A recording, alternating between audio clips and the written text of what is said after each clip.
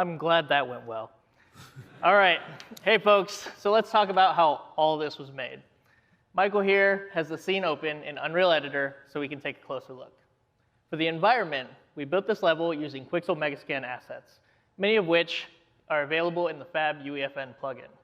We also used custom content that we built just for this demo. For the gameplay you just saw, we hand-placed enemies using a creative device called a guard spawner, which generates the aliens that you saw at specific locations.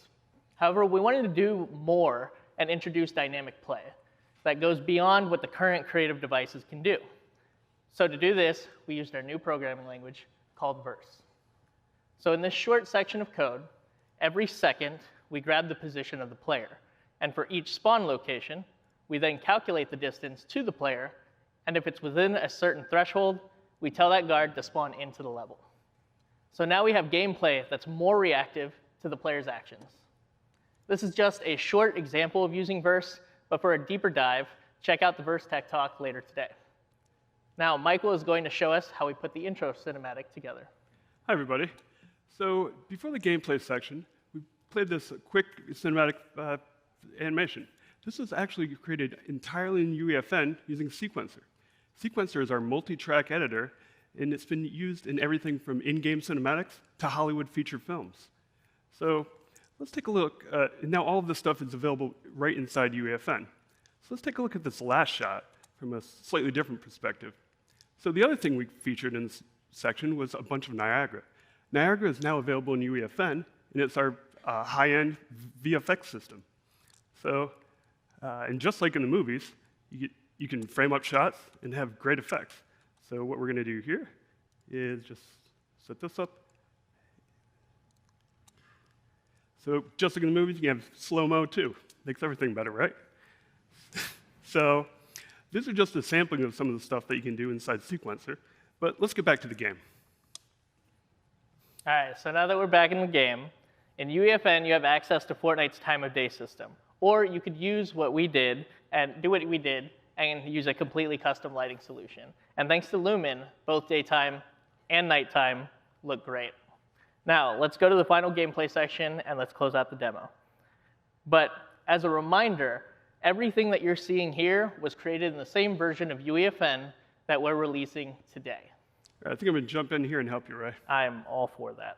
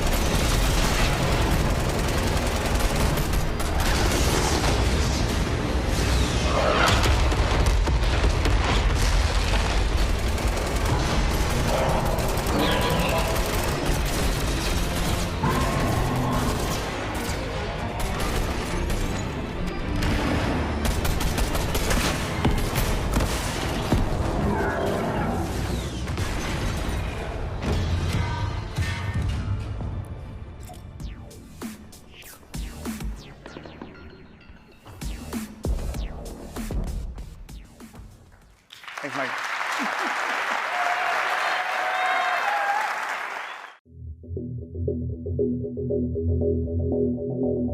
Players had never seen before. We upgraded with broad strokes, using Lumen, Nanite, and other UE5 tech.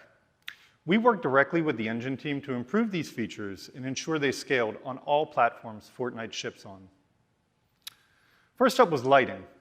Now, our options in the past to improve lighting have been somewhat limited because Fortnite is a really dynamic game.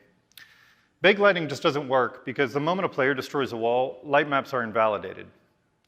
So we were really excited to give Lumen a shot. It updates global illumination in real time as the environment changes. Early in Chapter 4 development, we captured a video of Lumen enabled in a Fortnite test build. And the player in the video destroyed a wall, and light just came flooding into the room. And honestly, it was pretty stunning. It brought new life to the environment, and the realistic bounce light worked great with Fortnite's vibrant style. While initial results were exciting, nothing is that easy in game dev. And as we discovered, real-world lighting can create real-world problems. Playtests revealed areas of the map, like attics and basements, that had no windows and were just too dark for gameplay. And it was also the first time we were using auto exposure, and it was causing bloomed-out areas when players were in dark interiors looking outside. We solved these issues using UE5 features like local exposure and some art-directable controls within Lumen that enabled us to provide a final image much better for gameplay. While the art team refined content, the engine team provided some new scalability options so that we could run Lumen on next-gen consoles at 60 frames per second.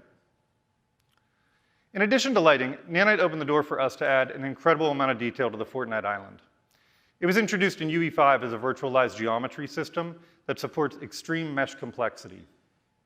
So we spent some time experimenting, looking for a good balance between stylized art direction and detail, so we could increase visual quality, but still maintain Fortnite's iconic style. Now that artists weren't limited by triangle counts, we scaled our content pipelines to support Nanite on high-end hardware. Tech artists modeled new vegetation assets, and the art team created some high-detailed props and some amazing hero assets. But this still left us with a large building library that needed a visual upgrade. We resolved this using an offline process that took displacement maps from our materials and created high-resolution nanite meshes. It was really cool to see these classic Fortnite materials like brick, stone, and wood get a high-resolution facelift and pop off their surfaces. Now, past nanite demos have relied on static hard surface environments, but Fortnite's an animated world. Trees blow in the wind, and buildings wobble when hit. So we worked with the Nanite team, and they extended the material pipeline to include masked and animated materials on nanite geometry. The island in Fortnite is constantly evolving, with major changes each season and complete reboots when chapters launch. So it's essential that we evolve our workflows too. During Chapter 4 development, we started utilizing 2 new UE5 features that changed how we build levels: World Partition and one file per actor. World Partition automates the level streaming, and it allowed us to work in one large level.